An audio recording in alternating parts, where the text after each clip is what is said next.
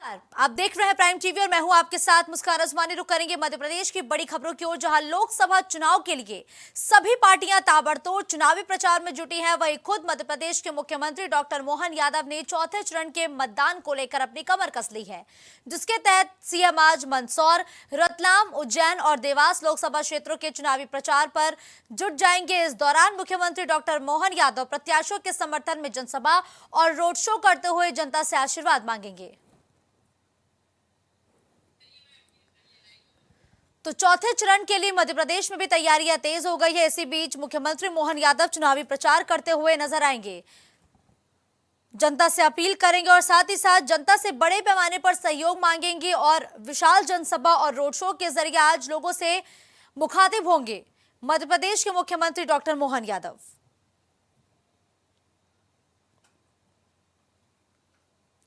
वही बीते दिनों जब तीसरे चरण का चुनाव हुआ तो उस दौरान मध्य प्रदेश की 9 लोकसभा सीटों पर जनता ने अपने मत का इस्तेमाल किया है। अब बारी है चौथे चरण की और चौथे चरण के लिए सभी पार्टियां एक बार फिर से चुनावी मैदान में सक्रिय हो चुकी हैं, लोगों के बीच पहुंचना शुरू कर चुकी हैं। इसी बीच 4 लोकसभा क्षेत्र में मध्य प्रदेश के मुख्यमंत्री मोहन यादव चुनाव प्रचार करते हुए अब नजर आने वाले हैं।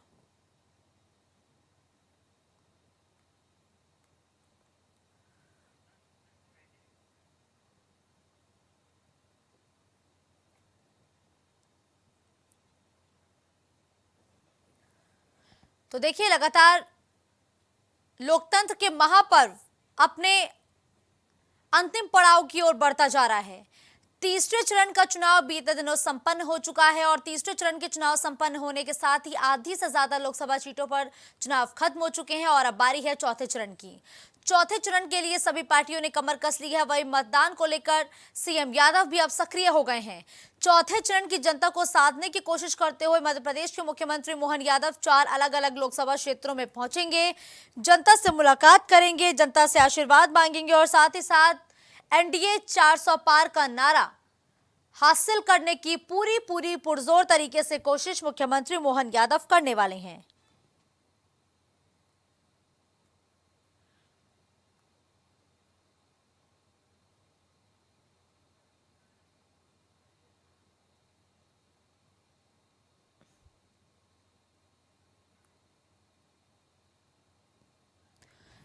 तो चौथे चरण के चुनाव की तैयारियां पूरी तरीके से तेज हो चुकी हैं और चौथे चरण का चुनाव आते आते एक बार फिर से चुनावी मुद्दा बदल चुका है। सैम पित्रोदा का बयान एक बार फिर से सियासी गलियारों में भूचाल ला रहा है और अब जब चौथे चरण की बारी है तो लाजमी है कि यह मुद्दा भी पुरजोर तरीके से उठेगा।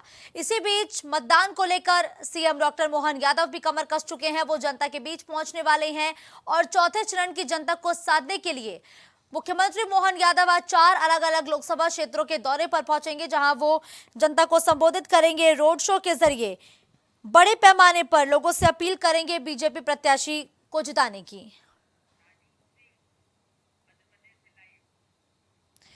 तो मध्य प्रदेश से हमारे सहयोगी राजू सिंह इस वक्त लाइव जुड़ चुके हैं। देखिए राजू, तीसरे चरण का चुनाव संपन्न हो चुका है, अब बारी है चौथे चरण की। चौथे चरण की जनता को साधने के लिए मुख्यमंत्री डॉक्टर मोहन यादव आज 4 अलग अलग लोकसभा क्षेत्रों के दौरे पर जाएंगे। क्या कुछ कार्यक्रम है, क्या कुछ तैयारियां की गई हैं? मैं आपको मैं बताना चाहूंगा कि ये 4 जिलों के अंदर आज डॉक्टर मोहन यादव का दौरा है, जहां सभी जगह पर वो भाजपा प्रत्याशियों के समर्थन में आज वोट जनता से मांगेंगे और रोड शो भी करेंगे। ठीक है, देखिए राजू, 4 अलग अलग लोकसभा सीटें और चारों ही अलग अलग लोकसभा सीटों पर आज खुद मुख्यमंत्री पहुंचने वाले हैं। कहीं वो जनसभा करेंगे, कहीं वो रोड शो करेंगे। उनके दौरे का कितना असर पड़ने वाला है, क्या लगता है? देखिए, कांग्रेस की तरफ से तो ऐसी कोई तैयारी नहीं दिख रही, फिर भी भाजपा जो प्रत्याशी है, मतलब भाजपा प्रत्याशी के समर्थन में सीएम मोहन यादव खुद अलग अलग जिलों में जाकर मतदाताओं से वोट की अपील कर रहे हैं। वहीं बात करें तापमान की, तापमान अधिक होने की वजह से यहाँ पर वोटर भी अपने घरों से बाहर निकलने में कतरा रहे हैं और प्रचार प्रसार के लिए भी जिस तरह से भाजपा के और कांग्रेस के जो कार्यकर्ता है वो भी निकल नहीं पा रहे हैं। बिल्कुल ठीक है, धन्यवाद राजू हमारे साथ इस खबर पर जुड़ने के लिए।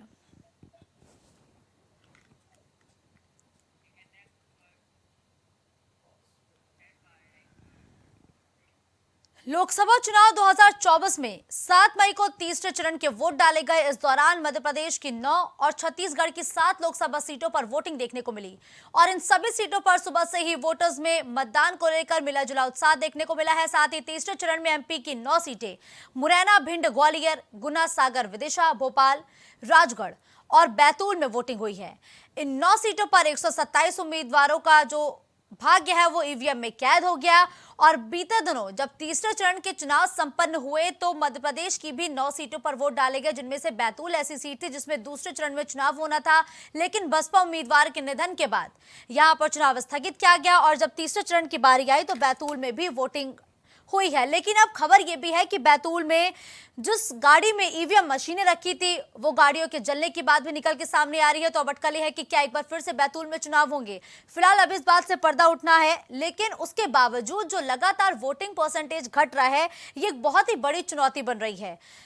और अक्सर देखा गया है, जानकार भी यही बताते हैं कि जब जब वोटिंग परसेंटेज कम हुई है तब तब सत्ता पक्ष को उसका खामियाजा उठाना पड़ रहा है। ऐसे में अगर वोटिंग परसेंटेज वाकई कम हो रहा है तो इसका कहीं ना कहीं भारतीय जनता पार्टी को नुकसान उठाना पड़ सकता है। बहरहाल जिला प्रशासन लगातार अब लोगों से अपील कर रहा है, नुक्कड़ नाटक के जरिए लोगों को समझाने का प्रयास किया जा रहा है।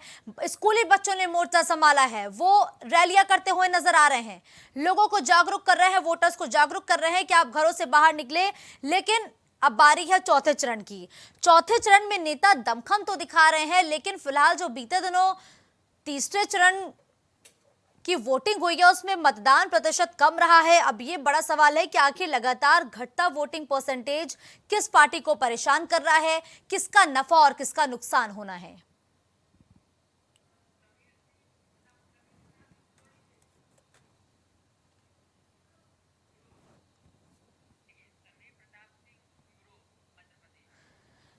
तो मध्य प्रदेश के ब्यूरो चीफ समीर प्रताप सिंह इस वक्त मेरे साथ लाइव जुड़ चुके हैं। समीर, देखिए लगातार घटता वोटिंग परसेंटेज एक बहुत ही बड़ी चुनौती बन रहा है प्रशासन के साथ इस सत्ता पक्ष के लिए। आखिर इसके मायने क्या निकाले जाए?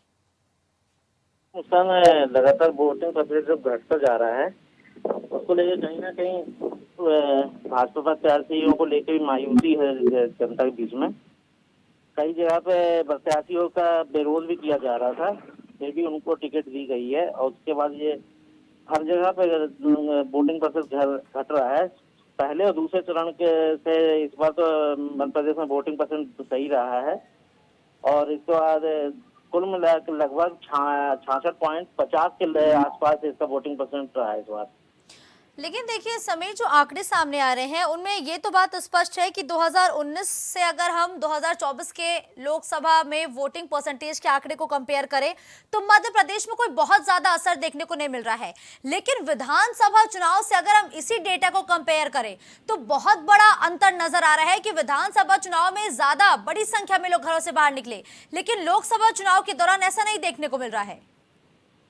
ये क्या है, 5 सालों में कई प्रत्याशी ऐसे हैं जिन्होंने अपने क्षेत्र में आना जाना नहीं किया है, कोई विकास कार्य भी नहीं किया है। इस बात को लेकर भी जनता नाराज है काफी, और कई प्रत्याशियों को तो बदलने की मांग भी की गई थी, लेकिन केंद्रीय समिति ने इसको अभी तक बदला नहीं है, वही उन्होंने प्रत्याशी रिपीट कर दिए। इसके कारण भी जनता में थोड़ी नाराजगी है, जिसको देख के वोटिंग परसेंटेज लोकसभा चुनाव में कम देखने को मिल रहा है।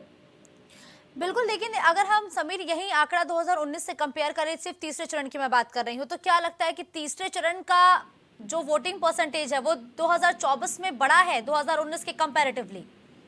जी बिल्कुल, 2019 में 66 लगभग 66.88 के ऊपर आसपास था वोटिंग परसेंटेज। इस बार थोड़ा कम रहा है। जनता अब देखते हैं जनता किस तरफ वो लेती है। वैसे सबसे ज्यादा अगर वोटिंग परसेंटेज रहा है तो पूर्व सीएम दिग्विजय सिंह की राजगढ़ लोकसभा पे रहा है, जिसमें लगभग 76.19 के लगभग वोटिंग परसेंटेज रहा है। और शिवराज सिंह चौहान की भी सीट पे भी इस बार वोटिंग परसेंटेज सही रहा है। सिंधिया की सीट पे भी वोटिंग परसेंटेज तीसरे चरण में सही रहा है। बाकी 8 चरण चौथे चरण में 8 सीटों पे क्या वोटिंग परसेंटेज रहता है ये तो जनता बताती है। बिल्कुल ठीक है, धन्यवाद समीर हमारे साथ इस खबर पर जुड़ने के लिए।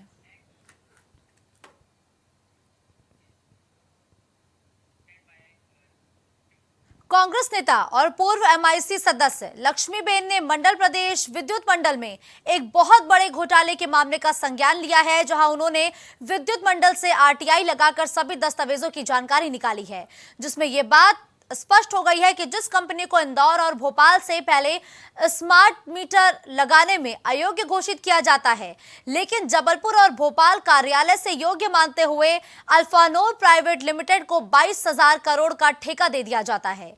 वहीं इस मामले की जांच लक्ष्मीबेन ने रिटायर्ड जज से कराए जाने की मांग की है। मुझे जानकारी मिली है, जिस तरह से मैंने आरटीआई वगैरह के माध्यम से जो पत्राचार करके हमने पत्र लगाए थे, उसकी जो जानकारी हमको आरटीआई से मिल रही है कि इंदौर में जिन दस्तावेजों के आधार पर उनका टेंडर निरस्त किया गया था, उसी दस्तावेजों के आधार पर पूर्व क्षेत्र वितरण विद्युत वितरण कंपनी और भोपाल मध्य क्षेत्र वितरण कंपनी ने स्मार्ट मीटर लगाने का टेंडर इस कंपनी को दे दिया है। तो मुझे ऐसा लगता है कि दस्तावेजों में भारी हेरफेर किया गया है और हेरा फेरी के इस प्रक्रिया में जिन अधिकारियों का भी हाथ है, उनके खिलाफ मैं शिकायत कर चुका हूं और शिकायत में अगर निराकरण जांच करके निराकरण नहीं किया गया, उन्हें दंडित नहीं किया गया, तो मैं इस मामले को न्यायालय की ओर भी ले जा रहा हूं। मेरे जो अधिवक्तागण हैं इस पे पूरे दस्तावेजों पर पूरा सर्च कर रहे हैं। तो स्मार्ट मीटर टेंडर घोटाला सामने आ चुका है। पूर्व एमआईसी सदस्य लक्ष्मीबेन ने इस पूरे मामले की गहनता से जांच पड़ताल करवाने की मांग की है। वहीं उन्होंने ये भी कहा है कि अगर इस पूरे जांच में हिला हवाली बरती गई तो वो उच्च अधिकारियों का भी रुख करेंगे। वहीं इस पूरे मामले की जांच के लिए उन्होंने रिटायर्ड जज से अपील की है कि वो इस पूरे मामले को गहनता से ले, गहनता से देखें। फिलहाल अब इस मामले पर क्या अधिकारी एक्शन लेते हैं, ये देखना बेहद दिलचस्प होगा।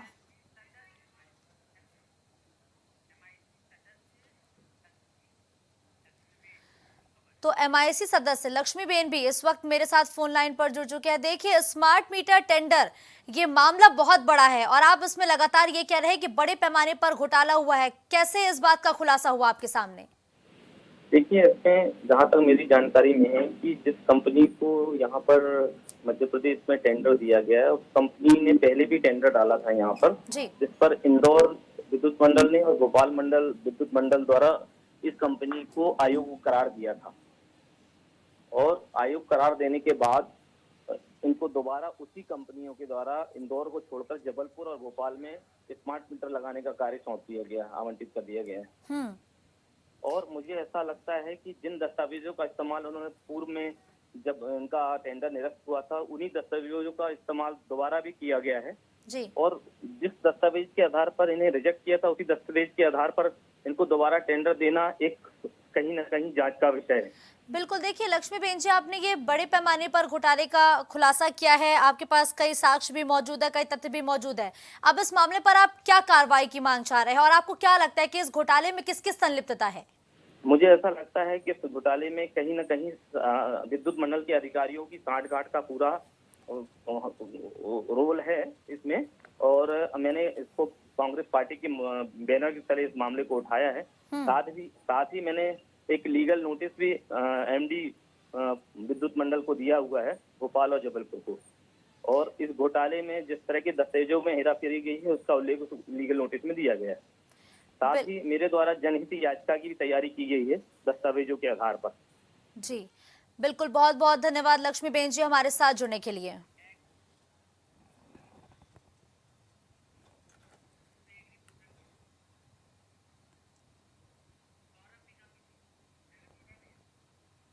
तो सौरभ निगम हमारे सहयोगी भी ज्यादा जानकारी के साथ जुड़ चुके हैं। देखिए, ये बड़ा घोटाला है, स्मार्ट मीटर टेंडर घोटाला। इस मामले को लेकर क्या अपडेट मिल पा रही है, क्योंकि जो शिकायत करता है उनकी तरफ से अब जनहित याचिका दायर करने की भी तैयारी की जा रही है, क्या अपडेट मिल रही है?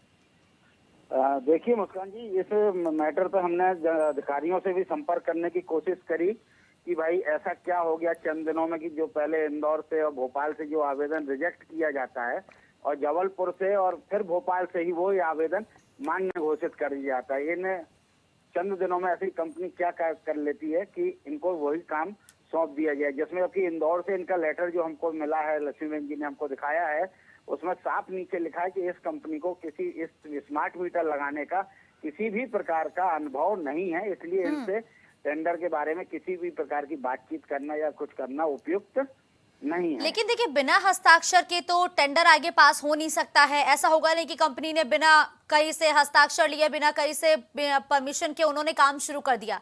तो लाजमी है कि बड़े पैमाने पर किसी अधिकारी की संलिप्तता है। किसका नाम निकल के सामने आ रहा है अभी तक? मैडम, अभी तक तो नाम किसी का निकल के नहीं आ रहा है, लेकिन ये बात आपकी भी बिल्कुल सही है कि बगैर किसी अधिकारी के साइन के या बगैर किसी अथॉरिटी के साइन के टेंडर तो पास हो नहीं सकता है। लेकिन यही जांच जो कांग्रेस नेता लक्ष्मीबेन जी हैं, इन्होंने भी यही चीज उठाई है कि भाई ऐसा क्या हो गया जिसको आप पहले मना कर रहे हैं और उसके कुछ दिन बाद ही उनको टेंडर किस आधार पर दे दिया गया, ये जानकारी उनको भी अभी तक प्राप्त नहीं हुई है। और हम भी खुद व्यक्तिगत तौर पे हमने भी एमडी से संपर्क करने का कोशिश किया, लेकिन उन्होंने हमारा फोन उठाना अभी वो नहीं उठाया, जिसके चक्कर में प्रॉपर जानकारी हमको बिल्कुल नहीं मिल पा लाजमी रही है, जब आप सवाल पूछेंगे और अगर अधिकारियों की संलिप्तता होगी तो वो मीडिया से भागना ही मुनासिब समझेंगे। बहरहाल धन्यवाद आपका हमारे साथ इस खबर पर जुड़ने के लिए। तेंदुखेड़ा क्षेत्र में विधिक धार्मिक कार्यक्रम का आयोजन चल रहा है, जहां पास के ग्राम बंथा में चल रहे श्रीमद् भागवत कथा ज्ञान यज्ञ सप्ताह के दौरान लखनऊ यूपी से पहुंची कथावाचक कंचन द्विवेदी से प्राइम टीवी ने खास बातचीत की है। इस दौरान उन्होंने ये भी कहा है कि आज की पीढ़ी नशे की आदी होती चली जा रही है, जिससे न केवल उनका जीवन अंधकार में हो रहा है बल्कि परिवार भी तबाह होते चले जा रहे हैं। आज मैं कंचन द्विवेदी यूपी से, और मेरा बचपन से ही कथा का कार्य है। राम कथा और भागवत कथा हमारा प्रयोजन है, जिससे कि हमारा धर्म का प्रचार और धर्म जो कि युवाओं में बहुत ज्यादा स्थिति में जाना चाहिए वैसे नहीं जा पाता है। तो जब युवा पीढ़ी अपने धर्म को लेकर के कार्य करेंगे या धर्म क्षेत्रों में जाएंगे, तो एक ललक होती है कि एक युवा व्यक्ति कोई अगर ऐसे बोल रहा है या फिर उसमें है, तो फिर युवाओं को भी लगता है कि हमें भी सुनना चाहिए। और मेरा यही प्रयोजन है कि वो कथाओं की तरफ अग्रसर हो सके, वो कथाओं की तरफ बढ़ सके, इसलिए मेरा इस तरफ आना हुआ। और मैं पूरी तरीके से प्रयास करती हूँ कि अपने धार्मिक क्षेत्र में, धर्म के क्षेत्र में वो अग्रसर हो सके और जितने भी लोग हमारे धर्म से जुड़ सके, ये हमारे धर्म का प्रचार भी है और मानव कल्याण के लिए, उनके उत्थान के लिए व्यवस्था भी। और अभी विभिन्न प्रकार के नशे चल रहे हैं समाज में, तो ये युवा पीढ़ी है वो उसमें लिप्त होती जा रही है, जकड़ में, उसके नशे की जकड़ में है। तो युवाओं को क्या संदेश देना चाहेंगे आप? हाँ, ये तो बहुत अच्छा ही प्रश्न है आपका। बड़ी ही गंभीर समस्या है इस समय हमारे देश की, हमारे भारतवर्ष की, कि जो भी युवा पीढ़ी है, जिन्हें संस्कारों के लिए जाना जाना चाहिए, जिन्हें भारतवर्ष के धार्मिक क्षेत्र के एक बहुत ही ऐसे क्षेत्र के लिए जहाँ पर भगवान अवतरित हुए हैं, जहाँ पर हर एक प्रकार से कृष्ण का अवतार हुआ है, राम का अवतार हुआ है, हमारे भारतवर्ष में हुआ है। नरसिंहपुर जिले के स्टेशन थाना अंतर्गत खमरिया ग्राम में नदी में नहाने गए 5 दोस्तों में से एक युवक की नदी में डूबने से मौत हो गई है, जिसके बाद युवक ने साथियों ने उसे निजी वाहन से तुरंत जिला अस्पताल पहुंचाया, जहां डॉक्टर्स ने उसे मृत घोषित कर दिया है। नदी में नहाने गए थे, एक बार तैर के गए उस साइड, उसके बाद आ गए, फिर उसके बाद शैम्पू लगाई और फिर उसके बाद फिर से गए डूबा साथ के, तो डूब के ही रह गए। अच्छा, कब की घटना है ये? कल शाम 3:30-4 बजे के समय। अच्छा, कौन कौन लोग गए हुए थे? 5 लोग थे। 5 लोग कौन कौन गए थे? 2 बाहर खड़े हैं। उनके नाम बताइए। चंद्र प्रताप दुबे, नीतीश धानक, शैलेंद्र धानक, मोहित धानक और श्री राम सिंह। अच्छा, कितने लोग गए हुए थे? 5 लोग। कौन कौन थे? नीतीश था, राम था, शैलेंद्र था और मोहित था। कितने बजे गए थे आप लोग? 3:30। तो क्या हुआ? तो ये लोग नहाने के लिए चले गए पानी में अंदर, हम लोग बाहर बैठे हुए थे। एक बार वो आया, शैम्पू लगा के दोबारा जो गया, फिर वो निकला नहीं। अच्छा, फिर उस लड़के से हमने बोला कि इतनी देर तक ये कहाँ है, तो उसने देखा, फिर उसने उसको बाहर निकाला। आज के समय अब रुक करेंगे अगली खबर का, जहां नरसिंहपुर की गोटेगांव अंतर्गत रायखेड़ा गांव के एक किसान ने एसपी को शिकायत की है कि गांव के दबंग ने शासकीय जमीन पर अतिक्रमण कर बाकी किसानों का रास्ता बंद कर दिया है और किसानों के निकलने पर दबंग धमकी भी दे रहे हैं, जिससे खेत तक आने जाने में लोगों को काफी परेशानियों का भी सामना करना पड़ रहा है। साथ ही किसान ने एसपी को आवेदन देकर मांग करते हुए अतिक्रमणकारियों से शासकीय रास्ते को मुक्त कराने की मांग की है।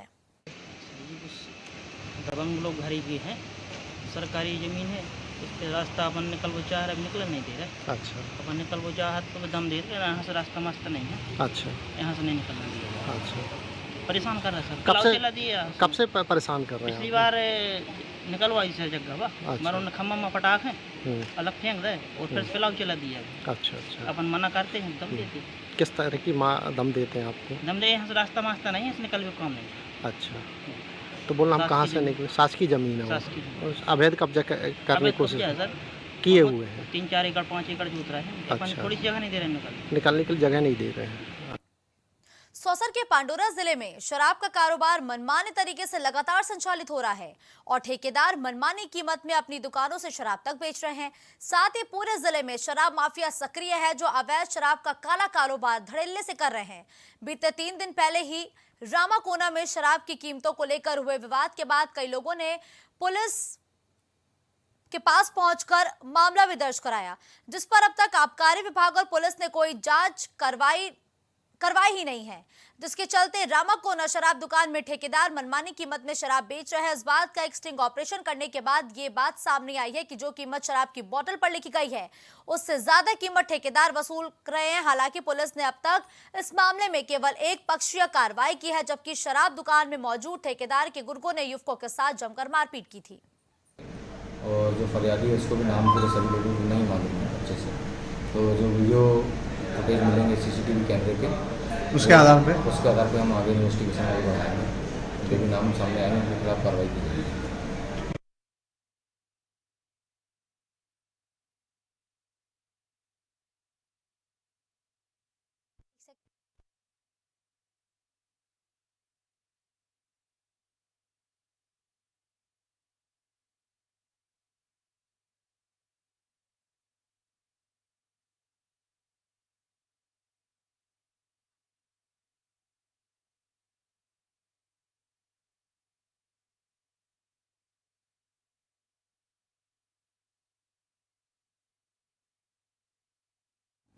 तो खबर पर ज्यादा जानकारी के साथ रिंटू खान हमारे साथ जुड़ चुके हैं। रिंटू, देखिए लगातार अवैध शराब का काला कारोबार धड़ल्ले से संचालित हो रहा है। पुलिस के सामने, आबकारी विभाग के सामने ये मामला कई बार पहुंच चुका है, लेकिन उसके बावजूद आखिर अभी तक कार्रवाई क्यों नहीं की गई है? जी मुस्कान जी, इस समय हमारे जिले में सौसर क्षेत्र में सभी जगह शराब का कारोबार धड़ल्ले से चल रहा है।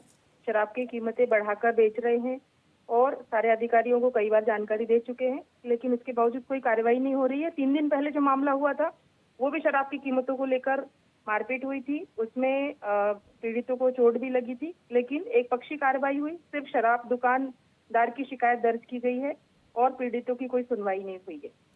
बिल्कुल ठीक है, धन्यवाद रिंटू हमारे साथ इस खबर पर जुड़ने के लिए। इस बुलेटिन में फिलहाल के लिए बस इतना ही। देश और दुनिया की बड़ी खबरों के लिए आप देखते रहे प्राइम टीवी।